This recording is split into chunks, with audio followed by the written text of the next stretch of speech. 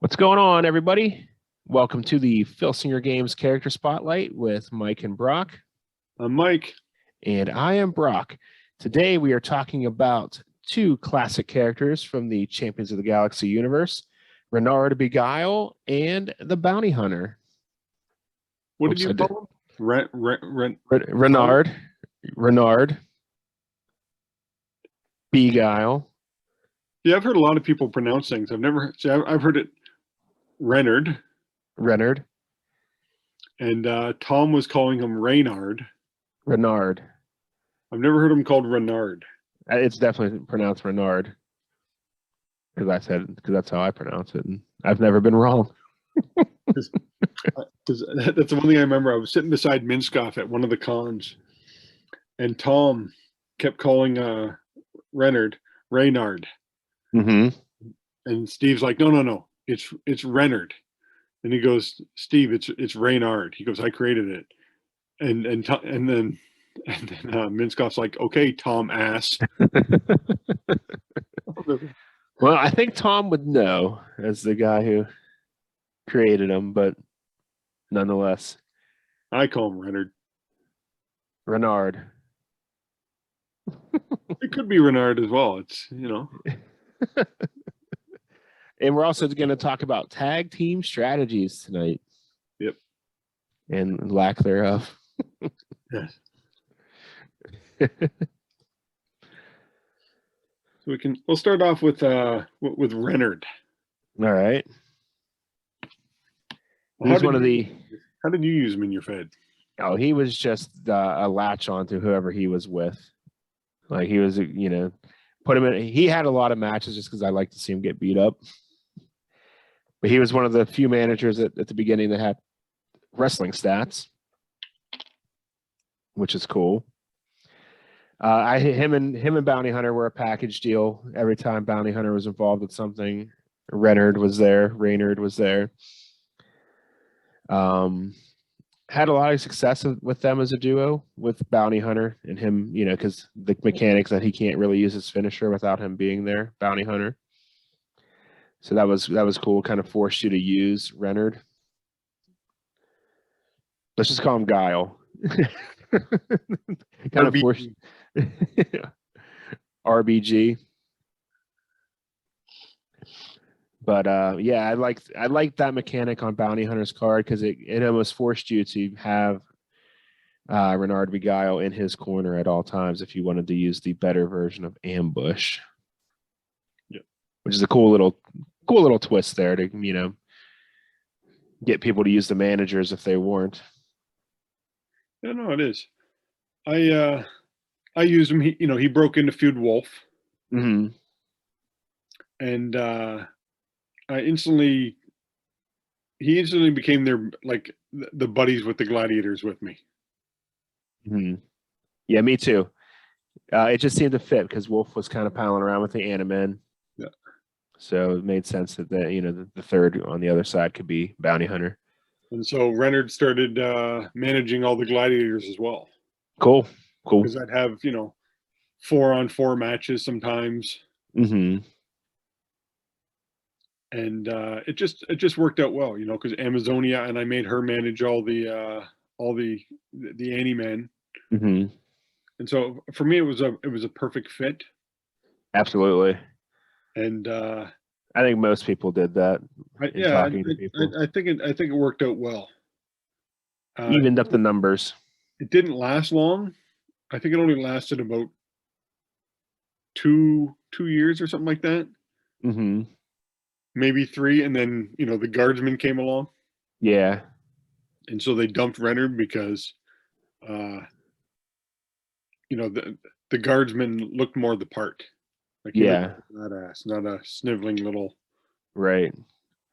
wormy type character that I pictured RBG as. Here's the color version of his artwork. Just for people to check out here. There he is. Got some trophy hunter stuff on his wall there. Yeah, that would kind of make sense. That's how I had him. I had the bow tie red, but you could have it literally any color you wanted. Right. I'm sure he changed it from time to time. Yeah. Yeah, that's him. He's one of my favorite managers because he was that, wimpy, latch on to a tough guy kind of character that was so popular, like a Jimmy Hart of the Yeah, time. that's exactly how I pictured him. He'd run Mhm. his mouth, they'd come at him, and he'd Yeah, I got this guy with me. hide behind him. Hmm. And he was perfect at at that. It just running his mouth, and the fact that he had the best distractor rating at the Yes, time. a 7. Everybody was 5 or a 6, and he was a 7. Hmm. Now standard is 5. So he was easily the best manager out there. Hmm. And my little blue cards, which Oh Kevin boy. Butcher noticed. He's like, hey, he goes, that's a great idea. How you keep track of every wrestler gets his own card, so I know their history. Yeah. The GWF tag titles 1 time, that was the Gladiators. Okay. The GWF lightweight 3 times, which was my Galaxian. So that was probably Brute. Okay. And or after when he left, he just managed anybody he could latch onto. Hmm. That's the kind of guy I had him going around. He'd try to form his own groups and then kind of like, go away. So some loser guys. Yeah. GWF TV title twice, GWF heavyweight once. That would have been Spike, and the IG title twice, which was Bounty Hunter. Nice.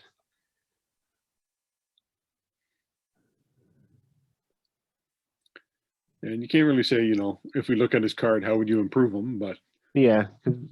Make its distractor rating an 8, I guess. yeah, Because I've seen that now. but he was good. I thought he worked well as a Gladiators, and after Bounty Hunter finally retired, I literally just had him trying to make his own super groups. Hmm. And he was feuding Johnny Rocket's groups. Nice. That's a good fit. Those Yeah. two to feud. And Johnny Rocket kind of replaced him as that guy. Yep. That loudmouth, And so what they did was it was just a revolving door of bad guys because I made it where they just couldn't stand them. Mm-hmm. Yeah, that's great. They're like 1 or 2 years with them.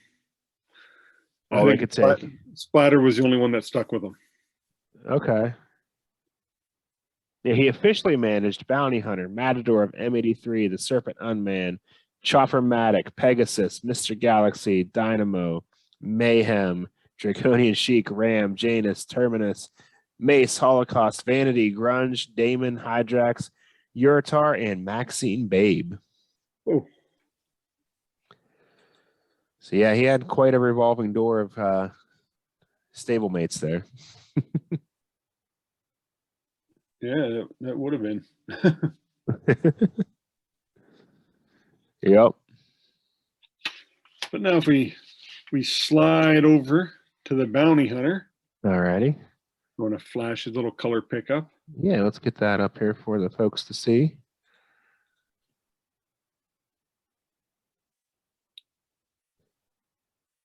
There he is.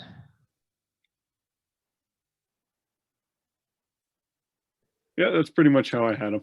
Yeah. That big game hunter look. Yep. He reminds me because I know Tom is a big comic book guy, especially a Marvel fan. Uh-huh.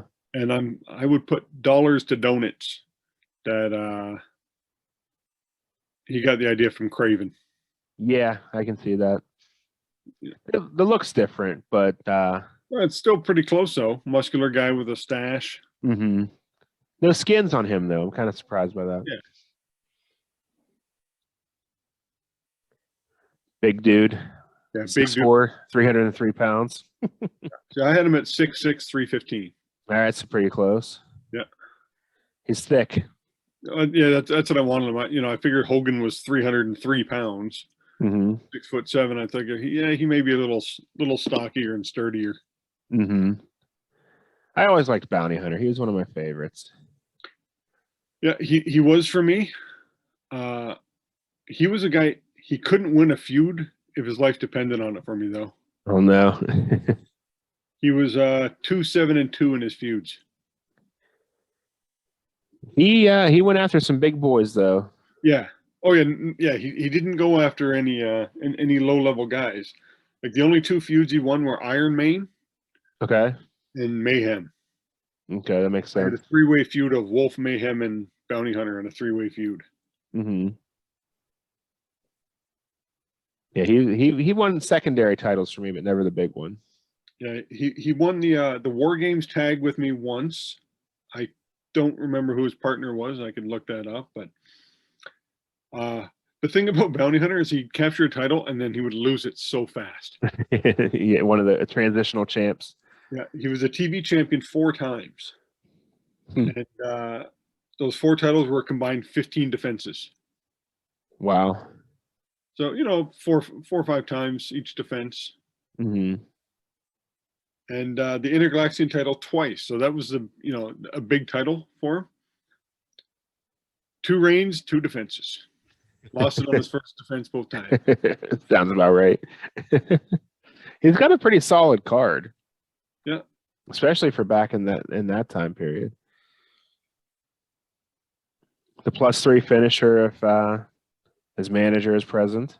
And I think he had a 2-pin, -3 power. Mm-hmm. 0 agility. What was it, agility? 0. Yeah, okay. So average. Yeah. Well, especially for a big man like that, too. Mm-hmm. Got some speed, which would make sense if he's a hunter. Yeah. A level 3 move that goes straight through on level 1. Potential for 3 on level 2. Keeps you on level 3.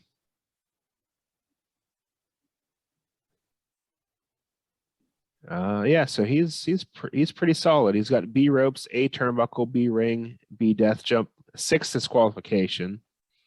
So he gets DQ'd a lot. Yeah.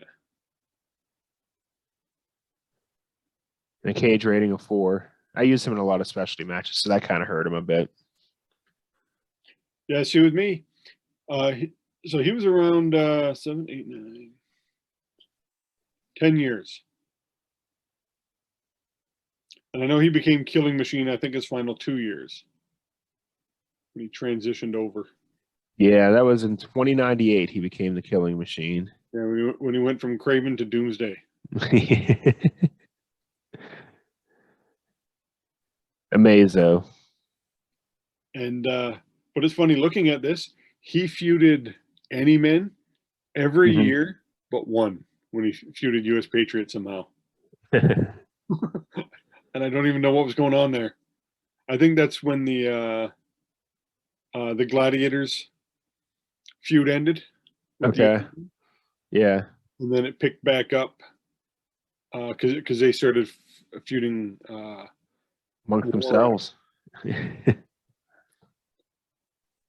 And then war came along. But yeah, so he was always against the Any-Men. It makes sense for the character. Yeah, but what I thought was cool was his first year he drew versus Wolf, and his final year he drew versus Wolf. His feud. Sounds about right. So he did. Wolf. But some of his awards, let's see, first runner-up to Wrestler of the Year in '99, so he actually pretty did. Winner Feud of the Year 2 times. Nice. Winner Match of the Year 2 times. Nice. His final record was 53-49 with 16 DQs. Wow. Yeah. So about 20% of the time he's getting disqualified. Yeah. And I have something I used to call the Royal Thunder series, which was 4 20-man battle royals. Okay. And you'd have to win a 20-man battle royal, and then all 4 guys would go into a tournament, and that person would go on to get a shot at any title he wanted. Okay. He won one of the battle royals. That's cool. Yeah, he's got a card set for battle royals for sure.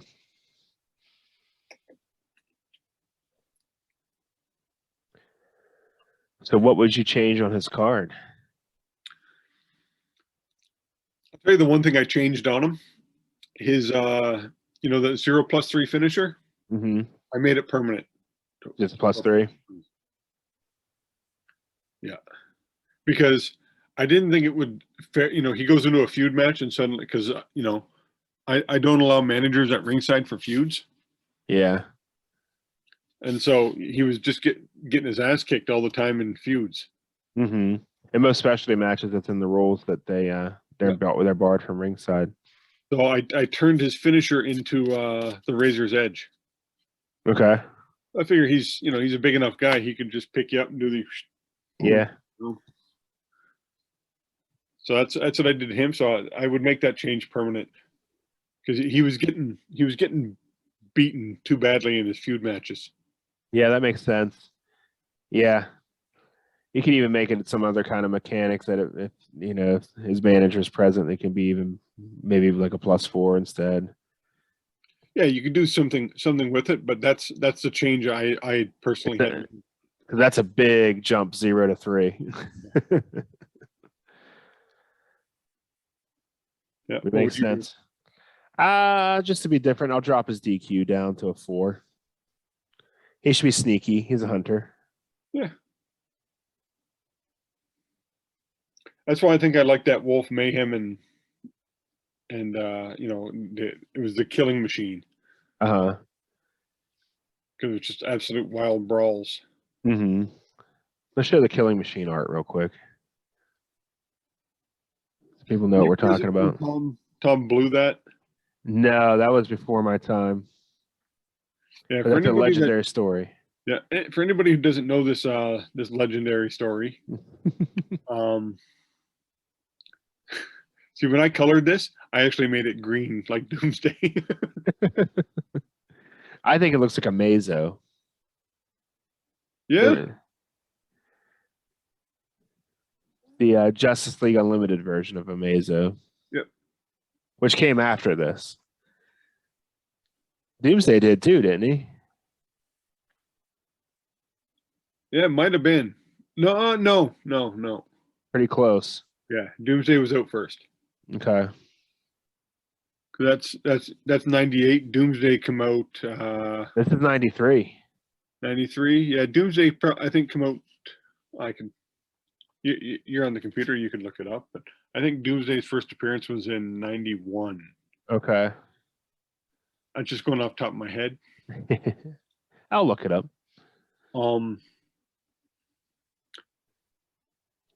Now, forgot what I was just about to say. Sorry, I distracted you. Yeah, you sidetracked me with my. He debuted in November of 1992, so about 6 months prior. Yeah, we were talking about the Bounty Hunter story. Mm-hmm.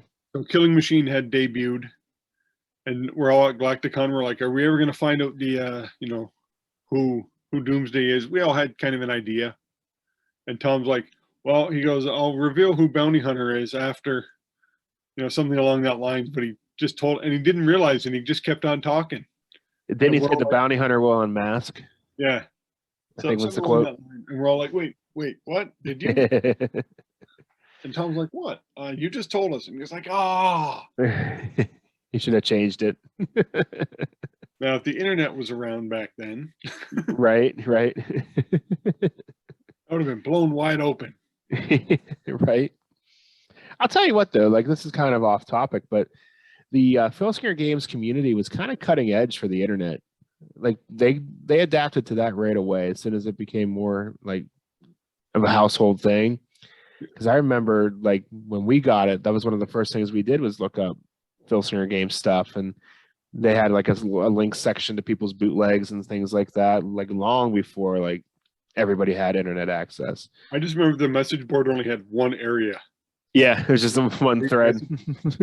Yeah. I'd go into it every day and I'd just scroll to see who's talking about what. Yeah, me too. But I remember the links page, and being brand new to the game, like I had so many bootleg wrestlers that you could just download and print off from there that people had posted, and it was kind of cool. No, it is. Definitely ahead of the curve over other gaming communities, I think, as far as adapting to the internet and stuff like that. Yeah. Oh, what happened? Can you still see me? I can still see you. Okay. Oh, what the? If only they weren't afraid of Twitch. Right, I clicked on something and my screen disappeared, and I'm like, what? You're still here. Yeah, I thought I backed somehow out of the. I had a warning label coming up going. Oh boy. Will restart to in like 10 minutes. Oh boy. We better wrap this up. I'm like, ignore. It's supposed to, gonna do the automatic updates, and I didn't want it freezing anything, so I just remind me later. And that's what my computer was doing whenever I first turned it on. It was updating my OBS software, and it wouldn't let me shut it down. Yeah. Now let's chat into the tag team strategies. Okay. Now it was funny because I was listening to. Now I never really used them as a tag team. I think I did the first year. They're the Game Hunters. Yeah.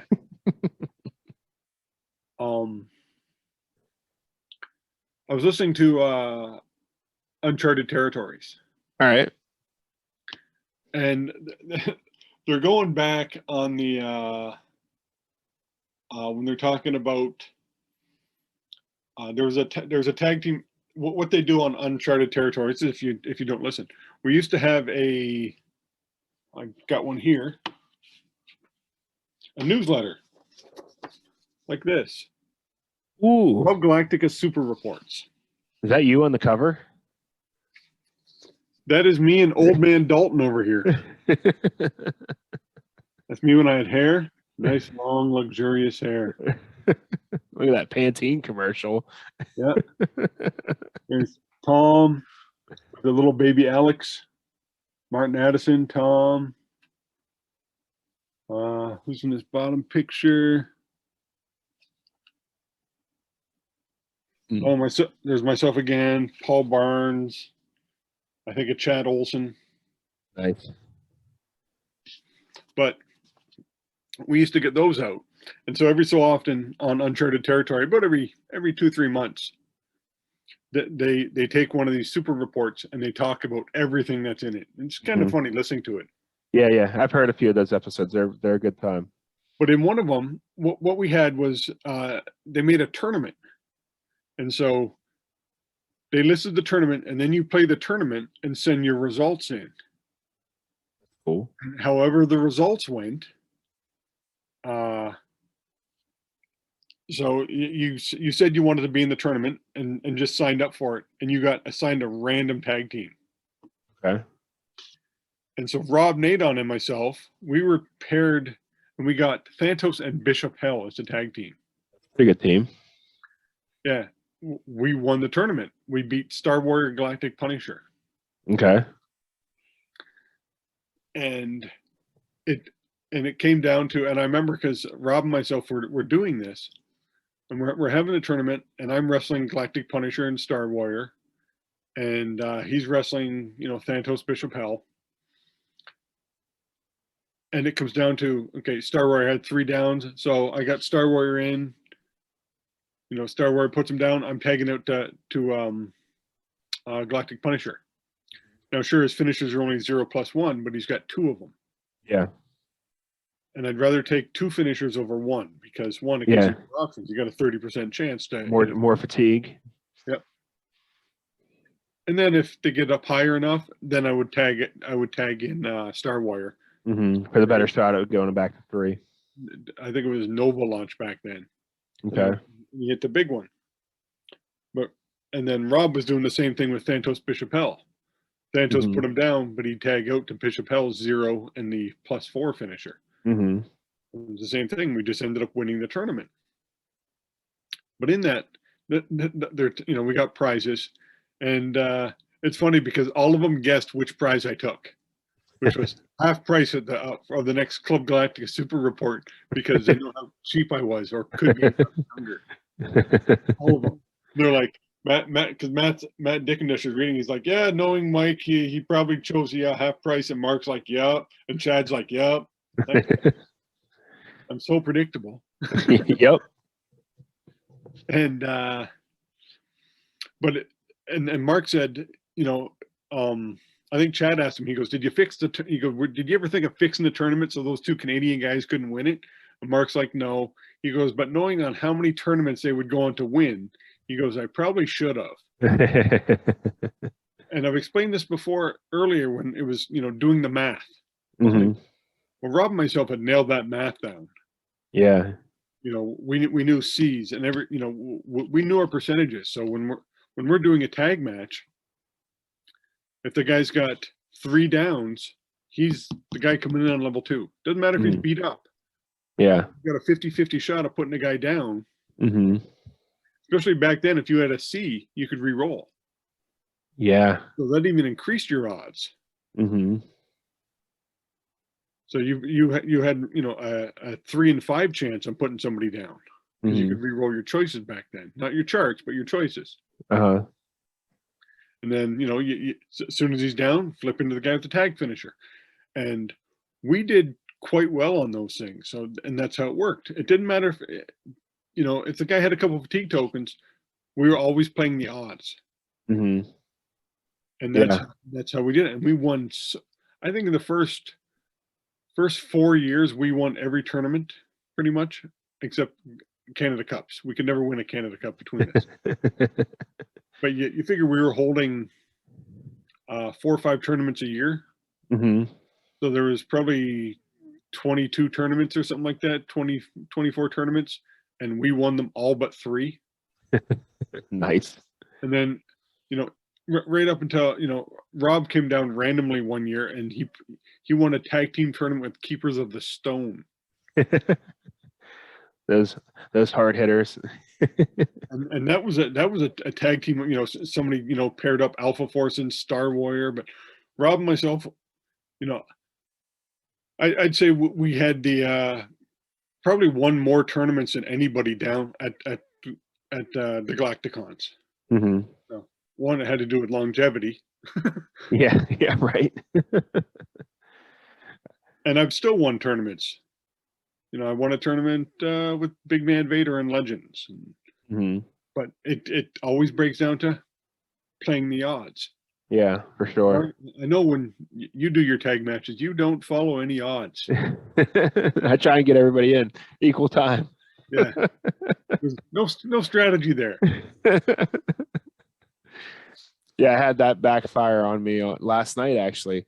I thought keeping a better guy and the guy with the +3 finisher over the guy with the 0 finisher on level 3 offense, but I rolled an out of the ring. The opponent rolled Snake Eyes on out of the ring, took over on level 3, hit their finisher, and then I rolled a 3. But it creates a good storyline. And then because I did bother to do a pin save. So like, surely I'm going to roll a 3 and kick out of this. Nope. So now it's a storyline because that guy, the guy who got pinned is my current world champion. So now he got beat by a tag team guy. So he can set up a little bit of a program there. So it's also tough too when you have tag teams and they're set to win, but they lose to just 2 random singles guys. Yeah. Like I remember we had one tag tournament. I think they called it the Blood and Guts tournament, where you could take anybody and team them up together. Mm-hmm. And I won the tournament with the Annie Man. Okay. And I beat Chaos and Alpha Force in the finals. Because if you weren't a tag team, you couldn't tag out. Makes sense. It's in the rules. Yep. So this guy's like, yeah, you could tag out on offense, but you couldn't tag on defense. But I'm like, I get down, tagged, and it's just it just became a battle of attrition. I'm slowly getting pins on them. Yeah. And throw the tokens. When I'm down, I'm either out of the ring or I get to roll tag and I can tag out and they can't. Mm-hmm. It makes a difference. It really does. It does. When you have those tags, like And I do that if I got one guy, and he's got an 8 and pin, say I'm facing I'm playing with the mercenaries. Mhm. Now I would keep what's his name? Galactic Punisher's character. What does he become again? Oh, Vigilante. yes. I would keep Vigilante because Vigilante was the tougher of the two. He had the 3 downs on level 2 plus a double finisher. Hmm. But Soldier of Fortune was pretty tough on his own, but I would keep Vigilante in as much as I possibly could. He had a crappy level 3 Hmm. defense, but I would only really take him out if those pins got up to between a 6 and an 8. Hmm. Then I got into dangerous territory. Yeah, yeah. Soldier of Fortune would have to come in, and hold his own. But anytime it was a down, I wasn't leaving Soldier of Fortune in. I'm taking that 0+3 finisher guy and bringing him in. Yeah. And that's what you have to. And people get so nervous. They're like, he's got 8 pins. Yeah, but I'm on offense. And Yeah. I now have a 30% chance to hit a finisher. Right. The only thing you got to worry about is a chart situation that'll flip it on you. Well, yeah. And his other one's a choice G, which is a death jump, which you're pretty much doing all the time. Mm-hmm. And so it's just one of those things. You got to keep that in mind. Now, I love tag teams. I love doing tag team matches. So I've always put, the thought and strategy into it. Yeah. Some people hate them. I know you're not a big fan of tag. I'm not. Well, not on stream because they take so long. Yeah. I feel like I lose the audience sometimes, depending on who's involved. If it's characters that they really don't like. Most of the tag teams that I use are thrown together. I have very few, like in my own like bootleg stuff that I run on stream. I think I have like 3 like legit tag teams, and the rest are just singles guys that team together. Yeah. So it makes a difference too. So you're pretty you run your dance fed the same way pretty much every indie does. Yeah. Yeah. Yeah. Here's 2 random friends. You're a tag team for the next 3 months. Yep. It's true. I got the mythical warriors, Sam's creatures of the night, and then the creature feature monster guys are like the only legit teams. The rest are just, you guys are sort of similar. Team you up. But I've done that too. Like when Rob was, when we were doing his, we had our mix fed. He teamed up Kraken and Bishop Hell. Mm-hmm. Because he's like, these guys should work well together as a tag team. Teamed up, and they killed in his fed. Mm-hmm. And it was the same thing he used. But back then, the charts, not a lot of people use the charts. Mm-hmm. So if it was like, down 3, down 3, down 3 with a CH, people were like, oh, that's an option. Yeah. Yeah. No. back then it was. Like that's the rule everybody seemed to use. Uh-huh. So Kraken was pretty dangerous back then. Yeah. Yeah. So he'd put you down 3, he had 50% chance to put you down. I think he had a choice on there as well. Mm-hmm. And then Bishop Hell would come in. So they worked out as a great tag team. But then with those, when we learned stuff. Right. Yeah. We in the beginning we didn't use those just because we thought they were optional as well. And then because that adds a lot of strategy to the game then. But it did, and Rob and myself, we were the only ones who really took advantage of that. Mm-hmm. People were like, oh, choice, but on level 3 it's a 2, but I don't want to do the CH move. I'm doing it because 8 or under I keep you down. Mm-hmm. Yeah. I'm glad that it's now in the rules that if you're playing any of the advanced rules, you have to use those. Yeah. I mean, it totally changes the game if you ignore the choices. No, but it all falls into, part of the strategies and how do you do it? Even the level 1 guys. I look at level 1. If you have a way to put somebody down on level 1, mm-hmm. you're the guy starting. Yeah. I don't care. Even if it's a dice roll. Yeah. If it's that 6 level 1, you're the guy who's number 1. Yeah, it makes sense. Yeah, for sure. And you can win off that. Yep. It literally becomes all about, how just it's a strategy move. You can win on one move. I have. Yep. It's true. Tournament final.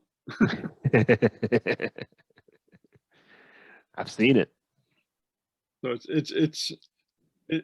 it's a strategy. I know, we've talked about numbers and everything, but it's something people do overlook in the game. Mm-hmm. And it's one of the things where I can tell you, I've probably legitimately won. When I say legitimately, because some people know what I'm talking about. Yeah, we know. Won more tournaments than anybody, and it's because I use a lot of these strategies in the matches. Mm-hmm. And yeah, I probably won, I'd say 30 or 40 tournaments in the history of the GWF. Mm-hmm. I've never won the big Galactic Cup or whatever it's called. I've been in it 6 or 7 times,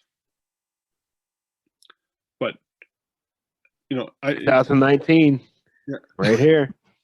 Well, when I go to tournaments, I don't even enter a lot of tournaments anymore, just because Mm-hmm. I've won so many. I'm like, Yeah, that year I won. I won the first tournament and I bowed out of everything else. I'm like, I'm already in, so I'll give other people a chance, Yeah. So it was fun.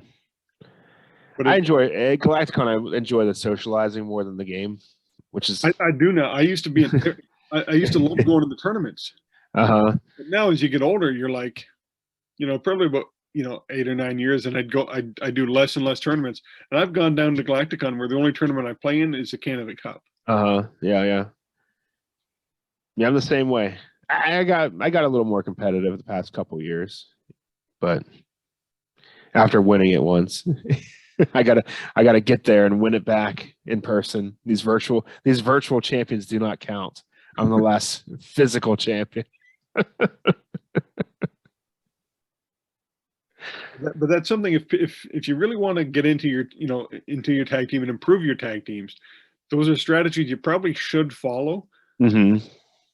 Because numbers don't lie. Right. It's hard when you're playing against yourself, though. Yeah, but I don't play favorites when it's tough. Mm-hmm. There are guys I just don't like wrestling with. And, they can be good. Yeah. I want this guy to lose, but I still follow my same. Yeah. For sure. I think I do a good job of not playing favorites whenever I'm playing on my stream. No, I've watched you play, and there are times when I'm like, that guy's got no finisher, put him in. You're like, oh, I'm going to leave this guy in with his +2 single finisher. What you doing? Equal representation. Wrestlers didn't do that. They have their own tag, their tag finishers. Yep. You didn't see the Road Warriors try to do a doomsday drop. They had their doomsday drop, but they didn't go, okay, Hawk, you just do a running clothesline and finish him. Yeah, that's now. No. The doomsday drop time. So yes, if your guy's got a double, unless you're teaming with Chaos, like yeah, I had that as a surprising tag team, Darkos and Chaos. Mm-hmm. Because they want to. I do a tournament where it's just 32 random wrestlers. Mm-hmm. And you're mixed in. And Darkos teamed up with Chaos. And Darkos can put you down 3 times. He had a solid offense. Mm-hmm. When he was a wrestler. Yeah. And so he'd put him down, and Chaos would finish him off. And I think they captured the GWF tag titles, and I think held on to it like 12 cards or something like that. Pretty good. Before somebody caught Chaos, caught Darkos, put him down with his 5, and then just, finished him off. Probably dual finishers or a tag finisher a bunch of times, so Chaos can't even make it into the ring. He's a big man. Takes him a while to get in there. Yep. Well, we've now done this. We're going to head into week 27 next week. Yeah. So we're creeping up there. I know, still got a way to go for that year. We'll get there. But we got, because there's so many damn managers in this set to go through. Yeah. We got Royal Overlord and Amazonia next week. Mm-hmm. And our topic next week is going to be wrestlers you just hate to use. Okay. Okay. We all have those. We do. We Even do. Tom had those. Uh-huh. This guy sounded like a good idea. And we have our weeks planned out. So it looks like we're going to have a bunch of special guests coming up in a row. Yeah. We won't name drop in case things don't work out. Yeah, no. We'll just say we got some possible guests coming up over the next few weeks. Yeah, so if you've been talking with us, keep an eye on your messages and such. We'll be trying to schedule some things with you. Yep. Okay, then. Ready to put a bow on this one? Yep. All right. So thank you for listening, everybody. If you have not yet, please click that subscribe button. Give us a like if you'd like this video. And check out all of our friends and stuff who have done Filsinger Games related content as well. They're all listed below in the description. On your side. On my side, right here, right there. I'll quickly run through them real quick. We have the official Filsinger Games podcast, Roll Up, the Filsinger Games fan podcast from Grant, Uncharted Territory from the Legends team, Dizzy Dice from Lee Longpre, Dizzy Dice. On YouTube, we have GWF Promoter, Dave Little's Fed, After Further Review, myself on Twitch, and I think that covers everybody. Grant? We got Grant. He's the GWF fan cast and GWF Promoter on YouTube. Links below, so check those guys out, give them a follow, listen to their content. It's good stuff. You'll learn something and you'll be entertained at the same time. All right. Yep. Thank you very much. We'll see you next time. Good night.